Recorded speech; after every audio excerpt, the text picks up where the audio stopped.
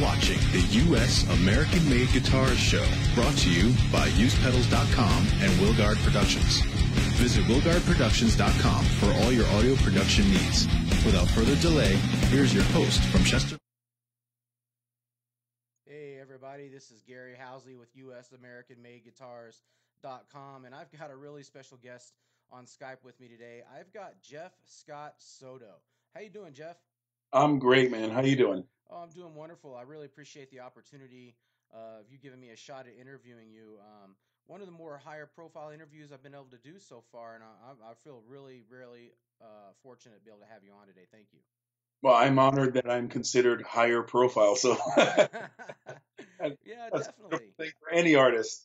No, definitely. I'm going to get into talking about some of your past career, catch people up that might not be familiar with you. I became familiar with you more recently myself. I actually was very frustrated one night.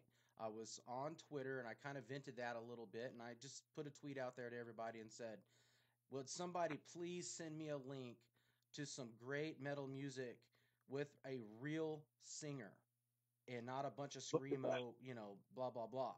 And I didn't get an answer back quick enough, so I thought, you know what, this is ridiculous. So I just started Googling search, for great vocals, metal, that kind of thing.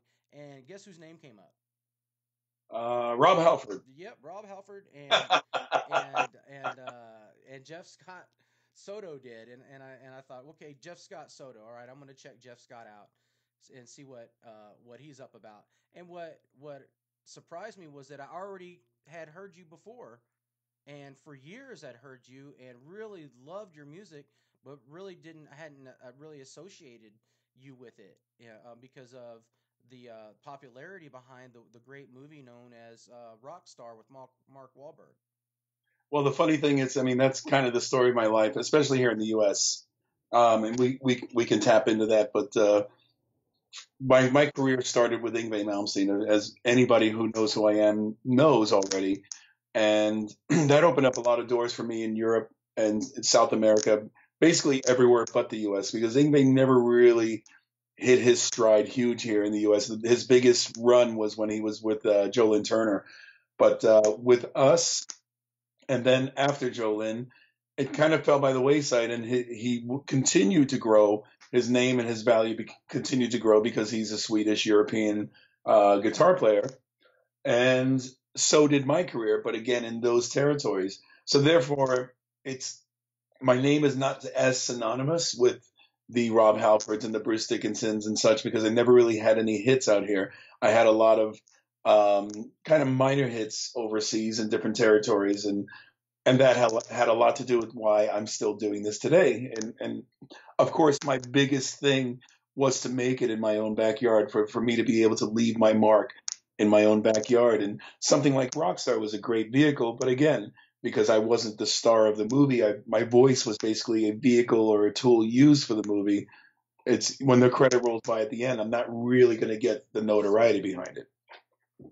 Yeah, but you deserve it. I mean, you're extremely talented, and the song that jumps out at me that the most is the "Stand Up and Shout" song from the movie.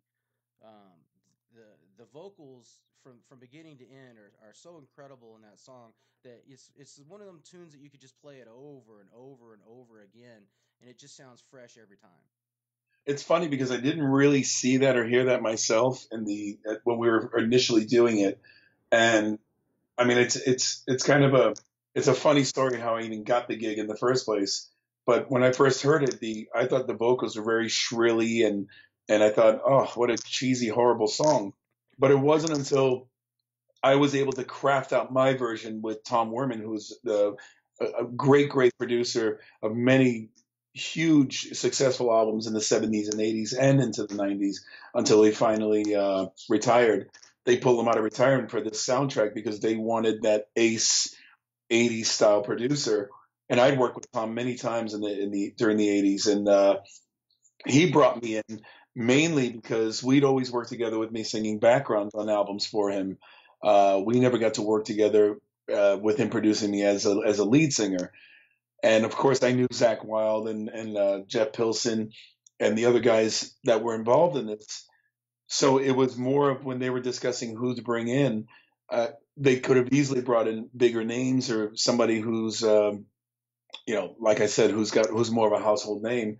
But they knew they needed somebody that was going to be able to give the identity to the singers that were actually being portrayed in the movie.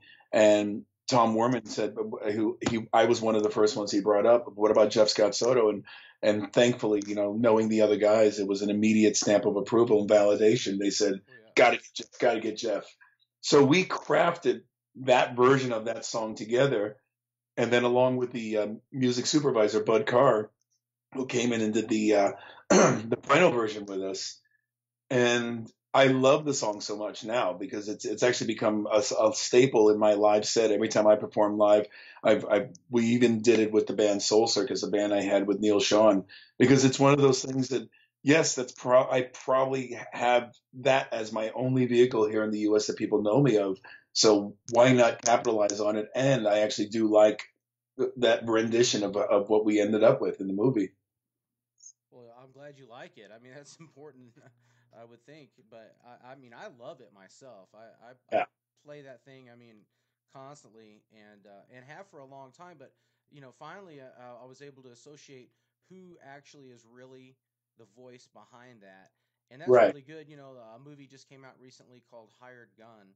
I don't know if you Right. heard about. You probably heard of it, but Absolutely. All my friends are in it, and I've come to meet the director, and we've become friends, etc.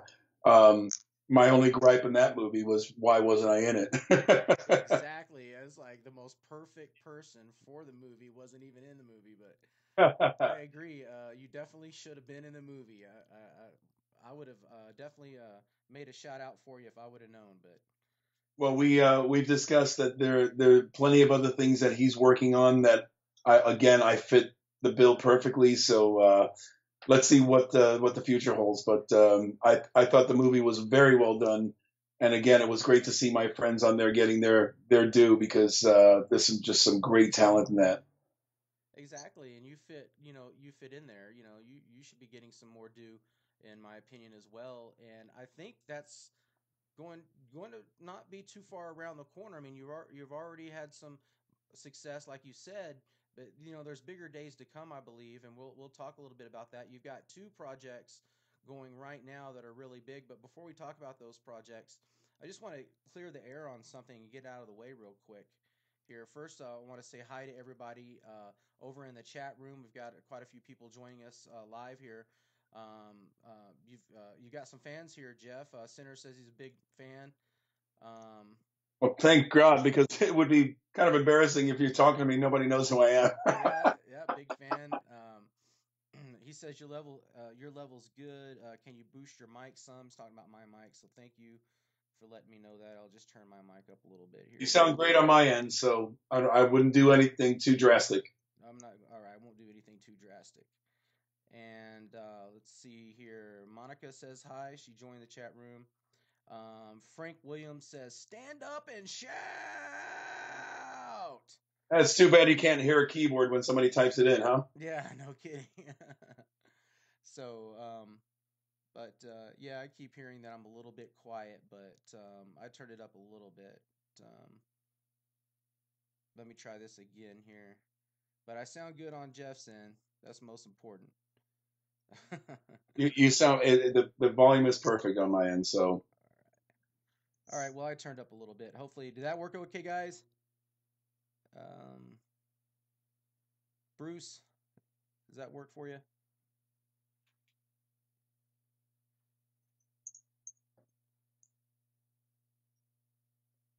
All right. Well, just remember, brother, you can't please everybody.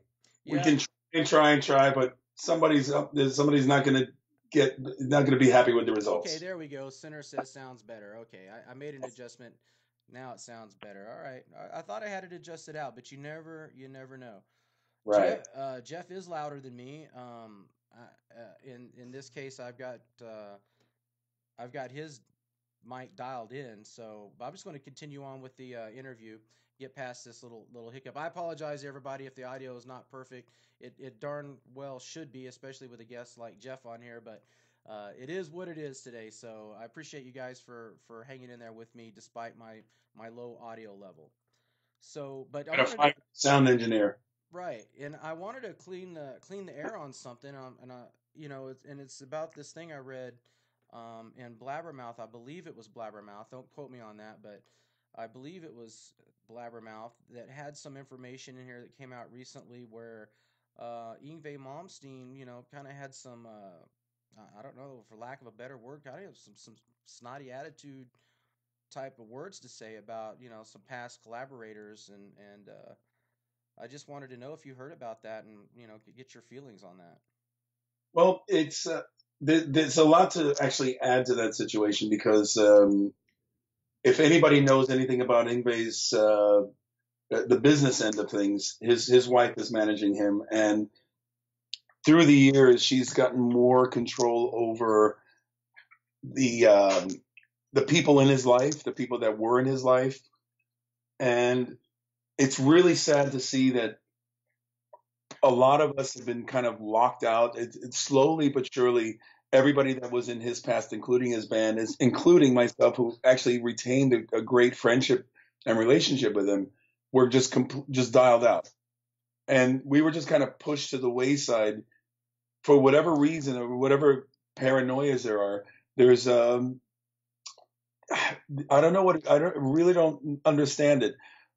I actually had a great relationship with both of them, and I just saw more and more that they were just pushing everybody away.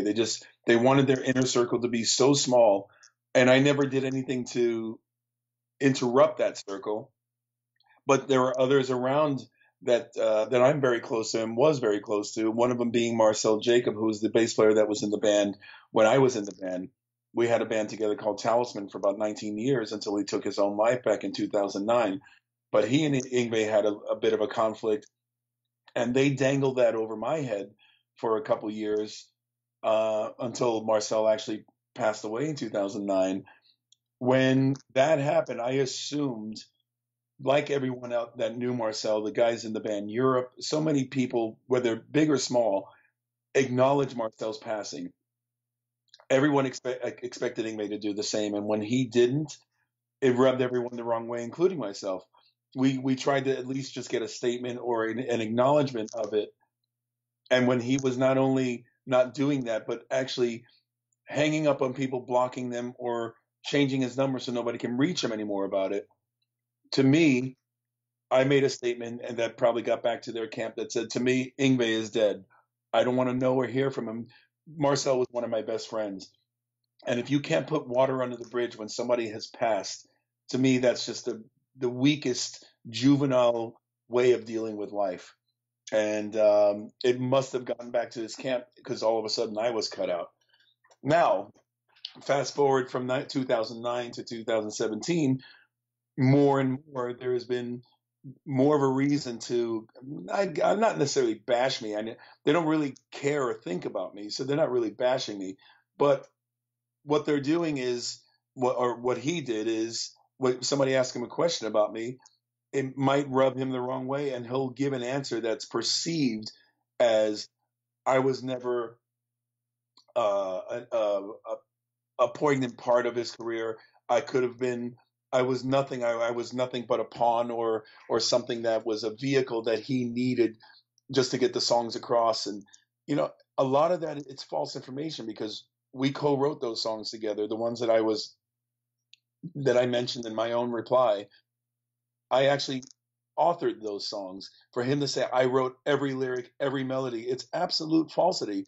And again, he's speaking out of whatever anger or whatever just throwaway conversation he might be having. But it comes across, when it's put on text, it comes across as very crude and very arrogant. So, of course, I don't take that kind of stuff too personally. In fact, I actually did the more sarcastic side of a reply. I didn't do what Joe Lynn did. Joe Lynn basically went for the jugular. I don't have time for this. I really don't have time. I don't have the energy or the interest to start wars and to have pissing wars about the past. I'm honored and I'm humbled, and everything that I've done, including with Yngwie, including with Journey, those things ended sideways for me, but I still look at them as very pivotal and very important things in my life and my career. So I can't frown on them, and I'm not going to talk badly about them. I'm going to be proud of them. I'm going to say I was proud to work with Yngwie. I look at everything we created as with pride, and I'm not going to go bashing people just because I feel pissy about something or about something he might have done or said. So sorry for the long-winded answer, but there really isn't a short. There's no short order for that question. Yeah, that's a really tough one, and I appreciate you taking the time to air that out. I was, after reading the Blabbermouth article, I was just curious as to how you felt about that, and I don't know. It's just people read stuff like that and it makes you wonder, what the heck's going on? I didn't know that. What's going on with those guys? Because everyone has this, preconceived notion that everything's just perfect in La La Land for artists, that work on a lot of these projects and we're talking about going back 84, 85.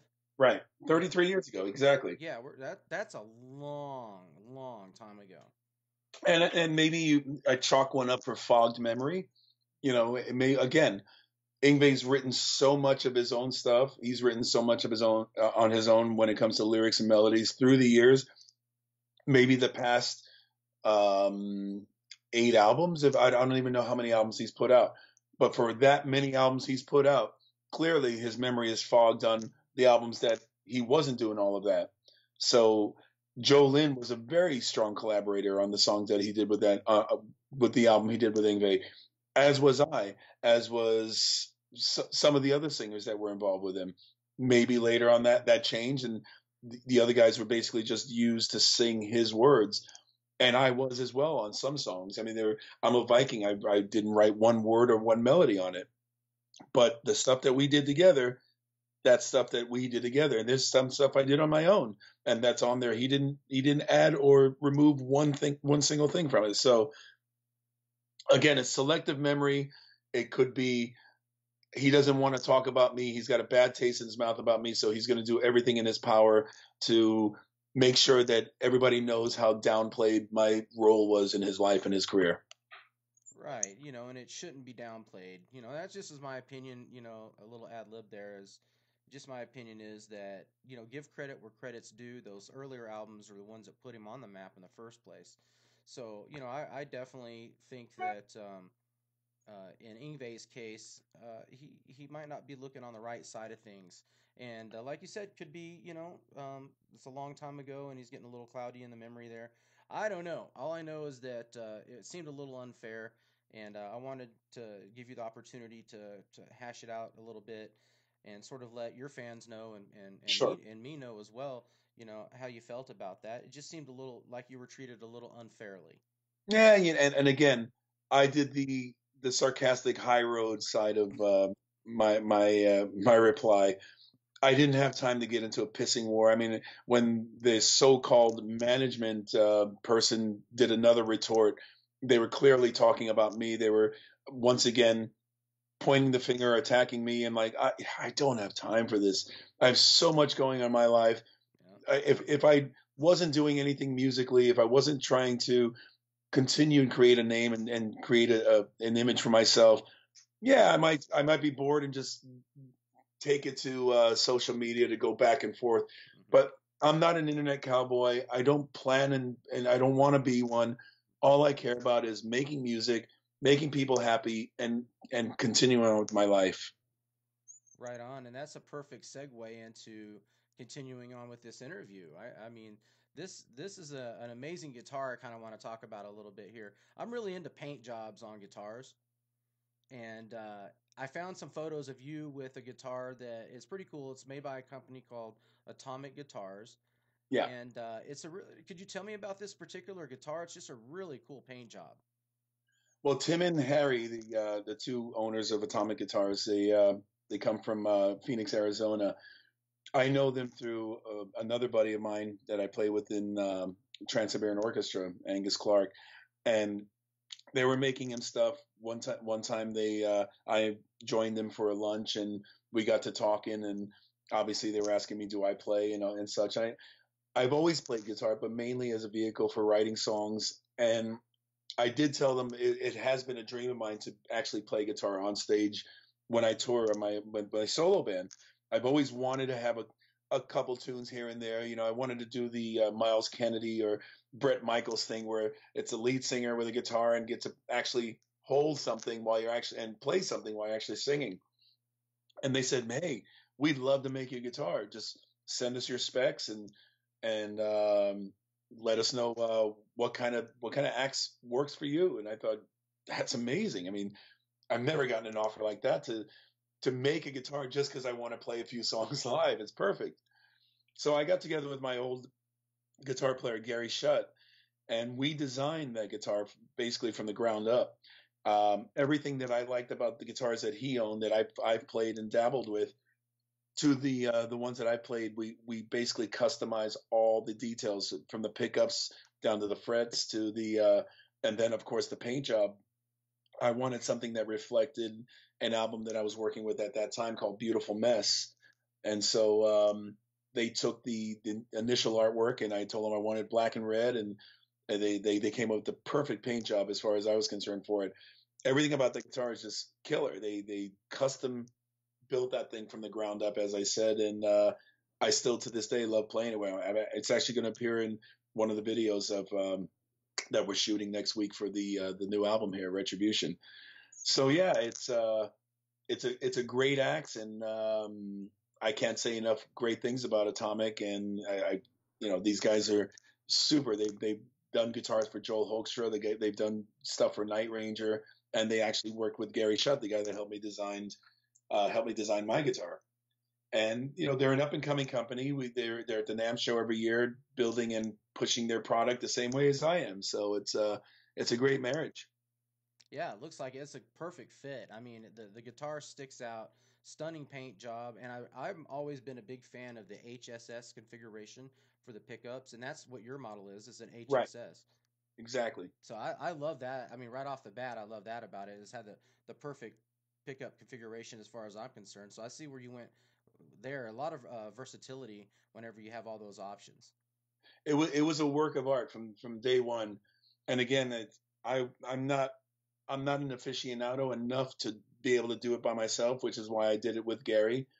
And on paper, all I saw was a bunch of pickups and what kind of frets and where the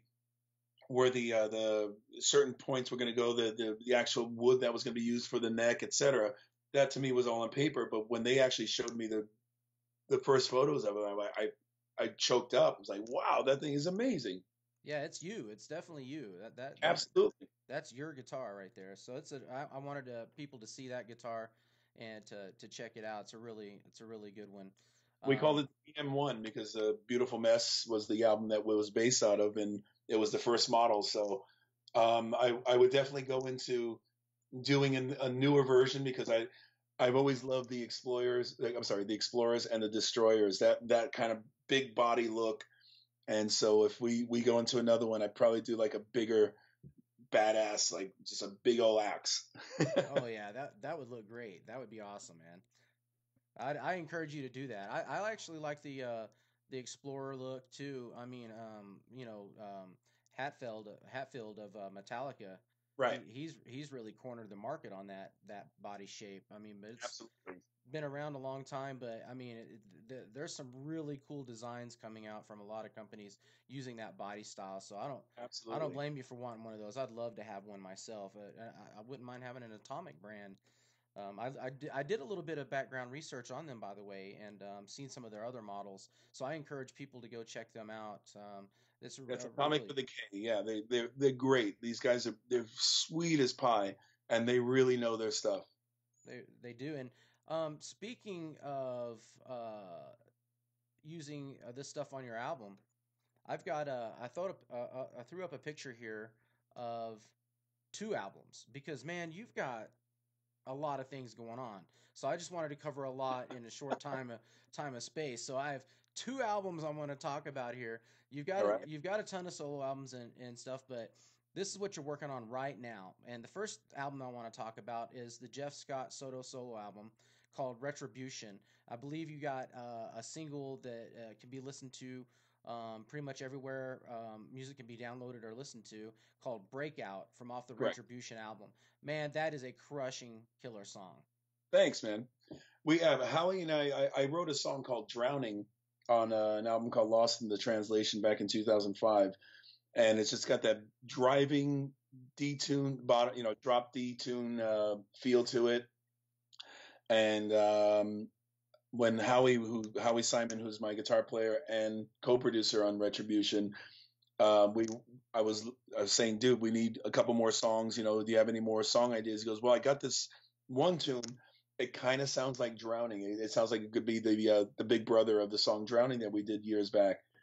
So if you don't think it sounds too much like it, maybe we can do something with it. And when he played it for me, I go, are you kidding me? I love this. This is killer.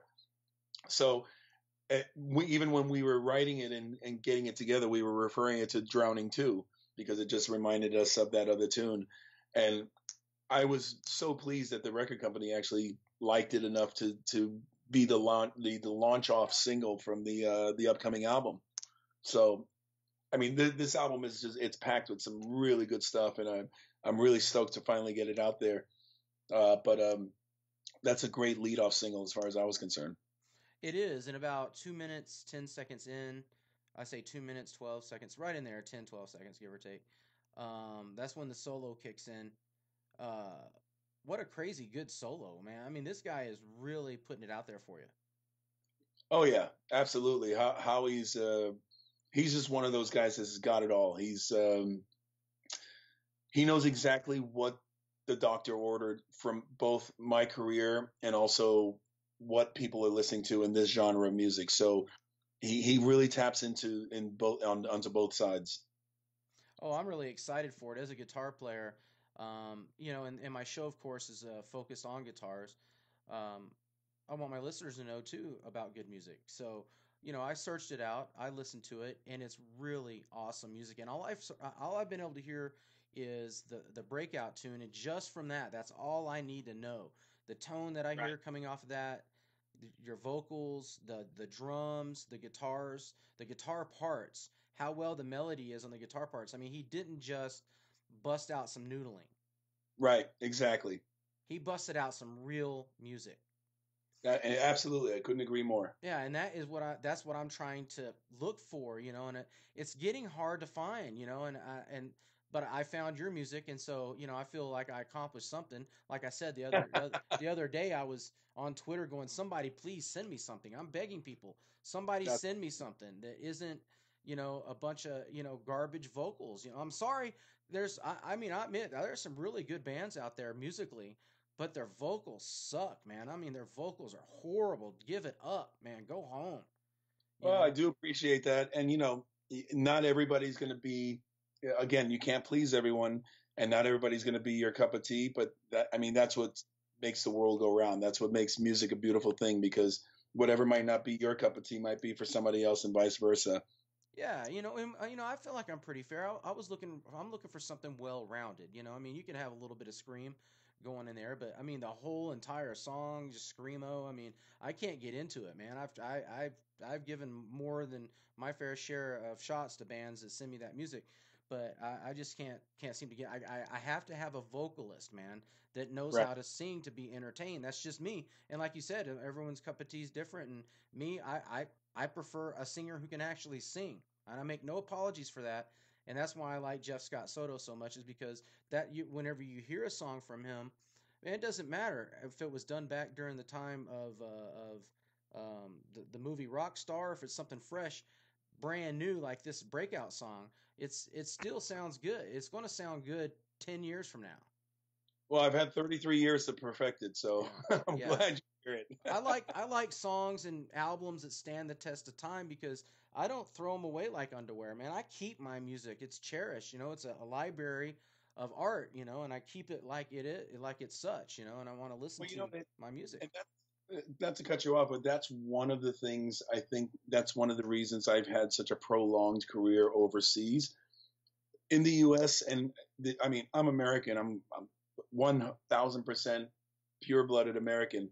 But one of my biggest grievances about American audiences is that whole here today, gone today attitude. Not so much for our side of music and our genre of music, but especially in the past 10, 15 years, even as far as when the whole funk rock or the rap rock thing came out, it's everybody's more into what's in for the moment, and then it just disappears. And I don't hear anybody revisiting listening to Limp Bizkit and early Corn and all that stuff. A lot of these acts they're able to continue, but you don't just hear that. You hear more people listening to Whitesnake and Van Halen and all that stuff from the earlier eras. But man, the grunge thing, it's lucky to be tapped on a little bit here and there. Forget about the 2000s. Who's listening to stuff that was what they grew up with, what they considered, for the time, the it thing? It's gone. And that with my career overseas, they like you, they hold on to you for life. I have fans that have been there since I was 18, and they're still there, and they pass it on to the next generation, and they're still there. And it's a crazy thing here. I wish the U.S. wasn't so fickle in the whole here today, gone today mentality. I agree, and that is a big problem here in the states. We're behind Europe and other, not just Europe either, but in some Asian countries. Musically, it seems like they're grasping on to artists like yourself, very progressive artists as well, and they're grasping onto it and holding on, and they're being a better audience. I mean that's the truth of the matter. We're in a situation here in America where rock music's taking a beating. Yeah, and that's the thing. Again, I don't want to. I'm not gonna be anti-American or anything like that. But the bottom line is, I've been able to sustain a career because of this alone. I never had that hit or that single or that one thing that really took off in the States that I can actually rely on to continue doing tours. I hear it all the time. Why do you always play overseas? Why do you always tour overseas? Because I've tried it, believe me. I booked a tour, a 3-week tour, literally, when was that? It was in 2007. It was maybe 2 months after I was fired from Journey. Now, prior to that 2 months, I just sung in front of close to 900,000 people. From the time my tenure with Journey was 11 months. In that time, I sung in front of maybe 900,000 people. When you add it all together, of all the audiences we put together, I was lucky to bring in 50 people a night. And that's not enough to sustain. I'm sorry. It's not enough to pay the band, to pay the hotels, to pay for the gas, to pay for the rentals, to lug gear, to pay for crew. Everybody thinks it's so easy. Just go on the road and you're going to be a rich rock star. It doesn't work that way. 50 people is not even going to be enough to get your dinner and your gas to the next city. So unfortunately, it's not as the mirror when you look in the car. It says items might be closer than they actually really are. It's true. It's true with the rock thing that's going on out there. It's the same. Definitely, and I'm doing my best to keep promoting it and to hold on to it and cherish it because hey, rock and roll was invented right here in this country, and these guitars that we love and collect and play that we love so much, got their start right over here in America, and What's your so we favorite? have a Give lot. me your favorite acts. My favorite, Yeah. my favorite What, guitar. what's your go-to guitar? Well, see, I could get in trouble being the nature of I'm my trying to get show, you in but but trouble. but I've always sort of been a Fender guy. Okay. So I have to say, I'll stick my neck out there and say Fender. And I'm And going it to back you up on that. Again, going back to the whole Ingve thing, I never really, I noodled with whatever guitar was handy during the course of my life. One of the longtime bands that I was in before I joined Ingve, the guitar player played a Les Paul. I never really dabbled on his guitar, but my tenure with Ingve was always Fender Strats. Ingve had a bucket load of those things, so I could even borrow one. I could even at rehearsals I would play his. I learned to actually like playing the scallop neck.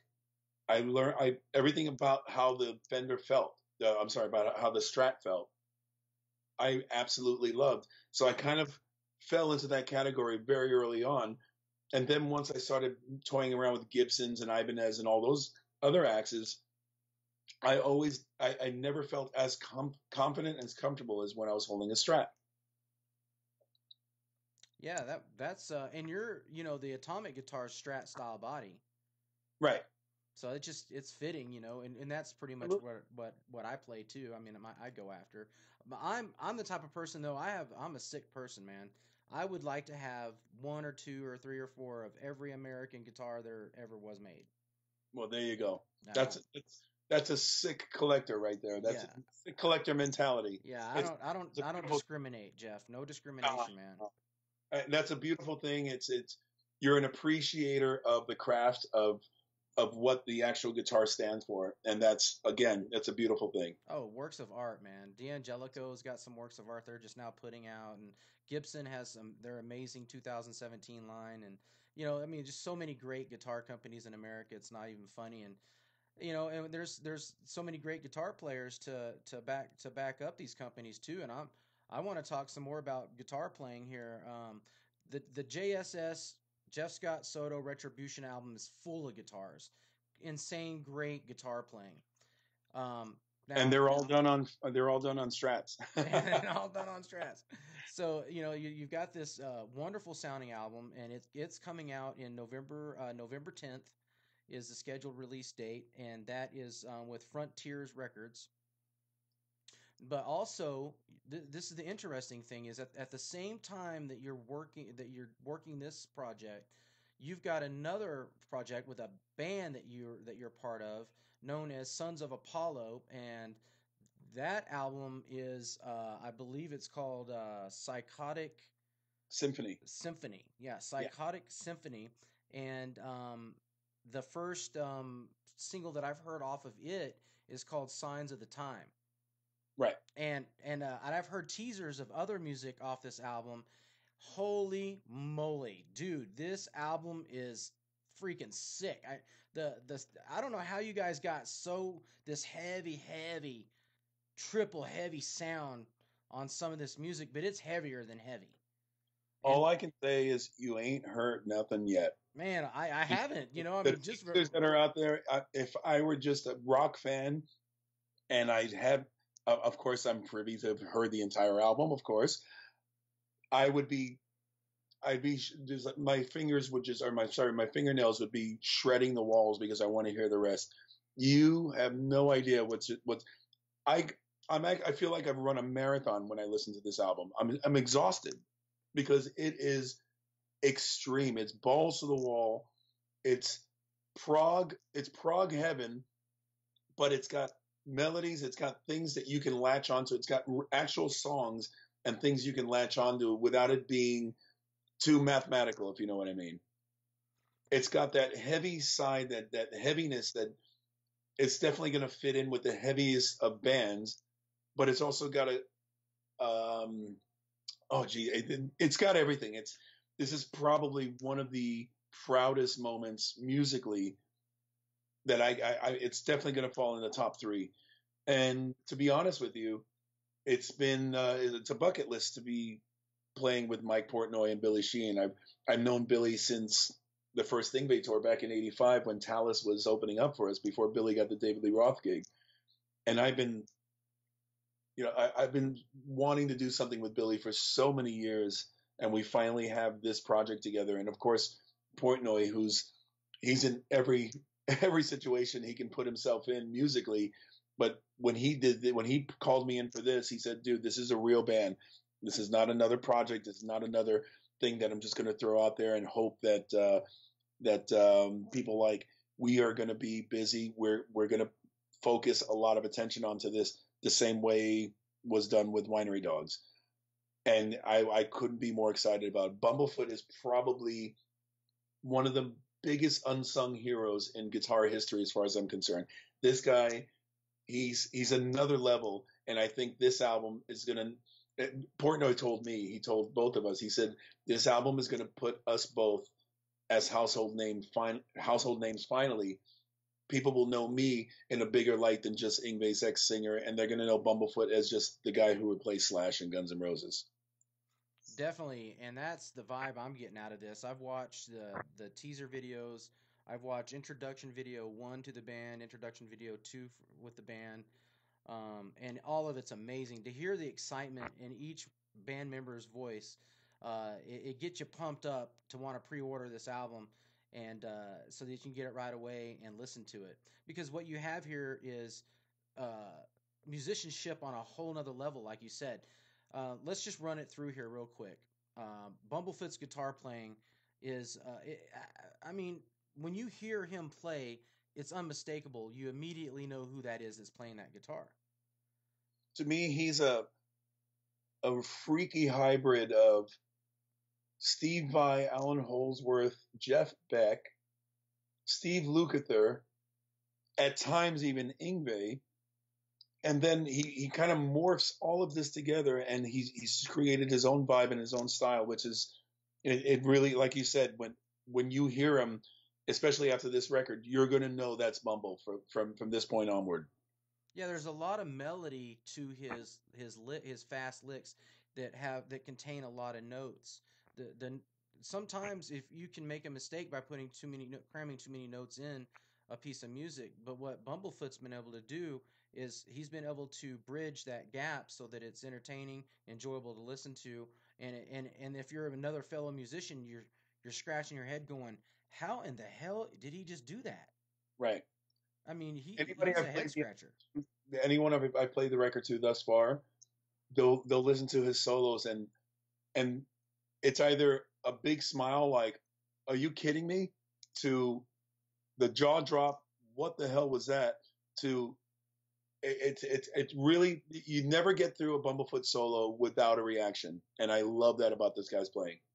Yeah, I love his playing too. And since I first heard about him replacing Slash, I thought, well, who is this guy? You know, I checked him out. I was like, okay, yeah, he's a badass guitar player, and that I kind of left it at that. And I kind of wondered about him off and on. Well, wonder what's going on with Bumblefoot. You know, it just would pop into my head. Well, wonder what's going on with that guy. And so I've had that pop into my head every once in a while. And then all of a sudden, of course, I'm looking into your music, and man, I get opened up to Sons of Apollo, which for people who don't know where that name came from, Apollo is the god of music. Right. And so the band kind of, well, it was Portney, I guess, and Derek that were working out band names, and the Apollo was something they liked, and then well, they couldn't just go with just Apollo, so they had to come up with something to add to it, and then the Sons of Apollo came up, which is very fitting here for all you guys, is because if the gods of music came together and birthed a bunch of sons, this would be the band. Well, as Bumble actually pointed out on the press kit there, the S of Psychotic Symphony, has to be a nod towards Sharinian, and the P of the word psychotic goes towards Portnoy. He said it's a perfect description of the two, and it's a perfect description of the band and what we've created here. And as you said in Sons of Apollo, it does describe us as more as lovers and appreciators of the craft of what we do and of music, more so than boasting we are music, that we are the kings. I don't want to go into any of those nuances or claims that people might think it was that we're trying to pat ourselves in the backs. We love music so much. To call ourselves Apollo probably would be a little more, egotistical. But to say we're the sons of, that's just more that we are the apprentices of something that is so great, and we just love what we're doing. Yeah, music, it's a universal language. Absolutely. And you guys are speaking it well. You know what jumps out at me? I have this photograph up of the band, and one of the things that jumps out is Billy Sheehan and Bumblefoot are both playing double neck guitars, and I've noticed in some of the videos, it's like they're always got double neck guitars on this album. Well, that's Bumble's trademark. That's his own guitar, his own creation. The top neck is it's all fretless, and that's where you get some of the wackier kind of slide guitar sounding items that come out of his guitar solos and even his rhythm playing. And he swaps up and down those two necks all the time for whatever intent and purpose. The the idea came from Billy. You know, he's had that double neck bass for so long, he's never really needed or used it. I think he's used it once or twice for certain situations. He thought, what a cool thing. Why don't we add that to the look of the band for the sake of exactly what we're doing here? You know, it's got a vibe.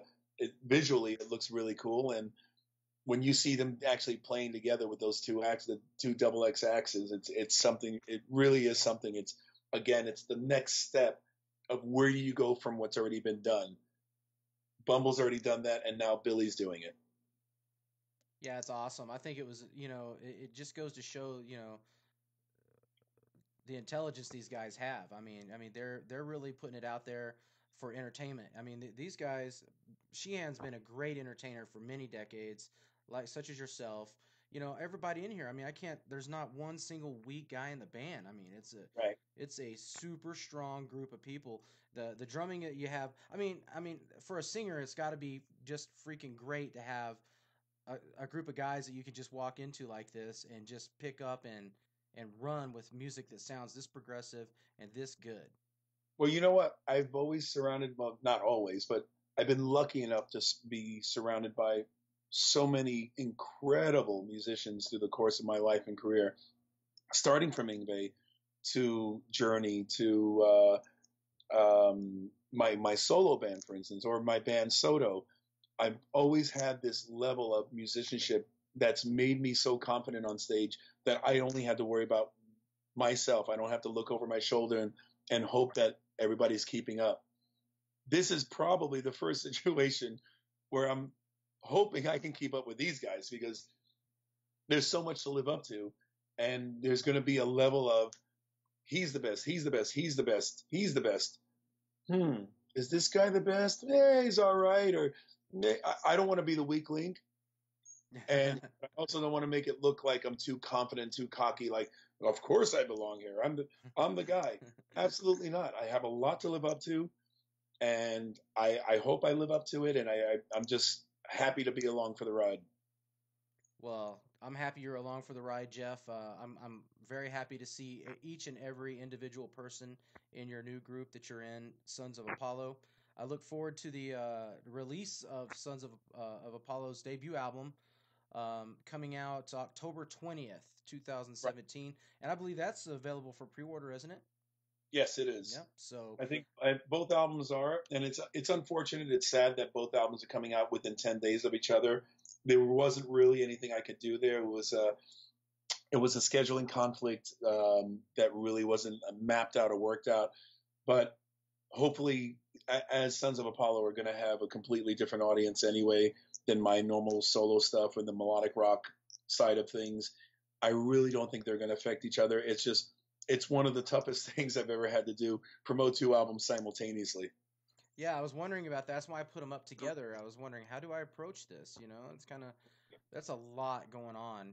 So I'm proud of you, man. You keep the rock alive. I always Thank say at the end of all my shows, I always say keep it rocking, and you're definitely somebody that's keeping it rocking all the time.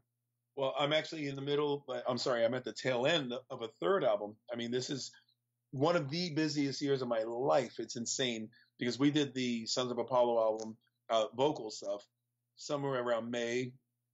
No, I think, yeah, it was the end of May into June, and we were done in July. I immediately dove into Retribution in July. That was mixed and turned into the record company beginning of August. And then I started a third album with a band called Wet. That's a hybrid of the band Talisman and two other bands in Sweden that we put together. We used the initials of all three names and where we came up with WET Wet.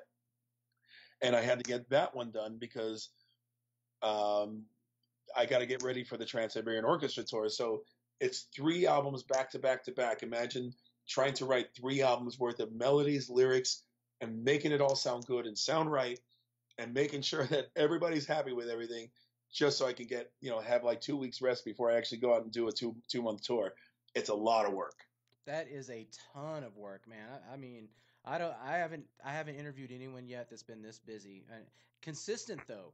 It's Yeah. it's not like you've ran yourself ragged. I mean, everything you've done, you've put consistency into. You've brought that Jeff Scott Soto touch to the table, and that's what's needed. I mean, the guys in Sons of Apollo.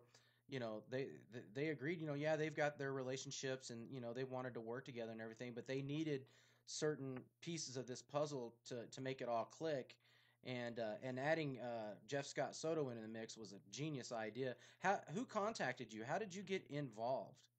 That was my buddy Mike Portnoy. Actually, we did a we were lucky enough to get the support slot in South America last year with my band Soto opening up for Winery Dogs, and he knew my bass player Dave Z, who rest in peace, who just passed away a couple months ago. He was the bass player for Adrenaline Mob, that whole situation that went down.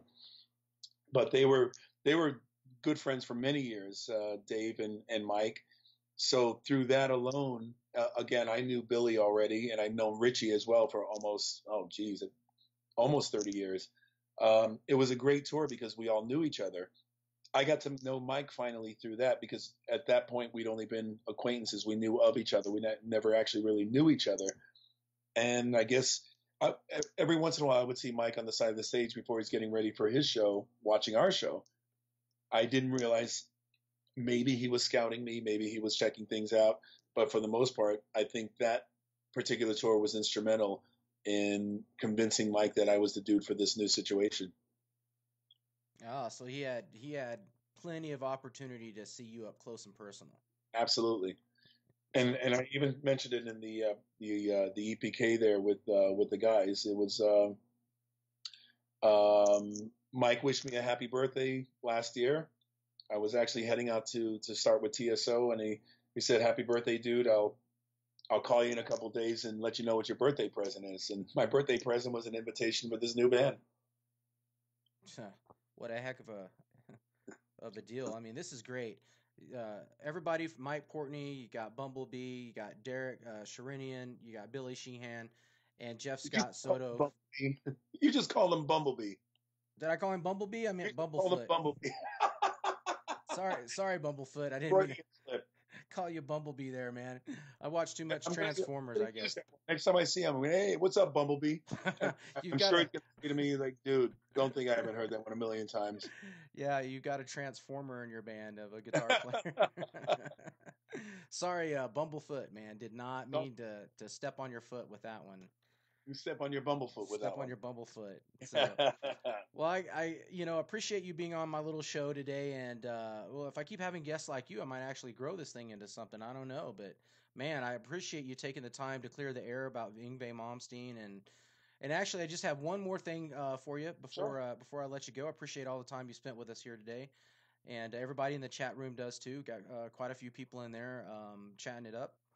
Cool. And so what it is the last thing I want to cover with you is this whole thing about this Rockstar movie. I watched it last night again, and I've watched this movie a lot, and but this time I'm really intently watching it, trying to listen for whose voice is singing what, where, when, how, it's kind of confusing. So, but you know better than anybody, man. Who's singing what on this thing? My voice is for Bobby Beers, the original singer for Steel Dragon. That's in the beginning of the movie when the credits are rolling and the guys are in the car and they're singing along to a Steel Dragon song, with a song called "Living the Life." They pull up to a pickup truck. Guy basically looks like he's on his way to work, and Wahlberg's screaming out of the window. That's my voice for the original singer. That he's actually singing over, and then it kind of morphs into them pulling into the parking lot for the actual concert, the Steel Dragon concert. And the singer that's on stage, the original singer for Steel Dragon, again, that's my voice singing "Stand Up and Shout." Right. Wahlberg's in the audience, and his voice was supplied by Mike Mativic, who's the singer for Steelheart, and doesn't go by Mike Mativic. He's using his Croatian name now, which is Miljenko Mativic. So he did the voice for all of Mark Wahlberg's songs, including "We All Die Young" and the other version of "Stand Up" that Wahlberg sings in the movie. And I don't know what else was in the movie with his voice. But so everybody knows I am not the voice of Mark Wahlberg. I'm the voice of the original singer, played by the actor Jason Fleming, Bobby Beers. There we go. So I couldn't let you go before we cleared up exactly that little bit of No, information right there. So absolutely. thank you, Jeff, for clearing up some music news for us today with the Yngwie Malmsteen thing and with the Rockstar movie soundtrack. And you're going to get busy here pretty soon with all these album releases and everything. And but I hope I can talk to you again sometime whenever you slow down a little bit from these from your tours and stuff. Absolutely. We'll do this again. I wish you the best of luck with the whole vibe that you have going on here.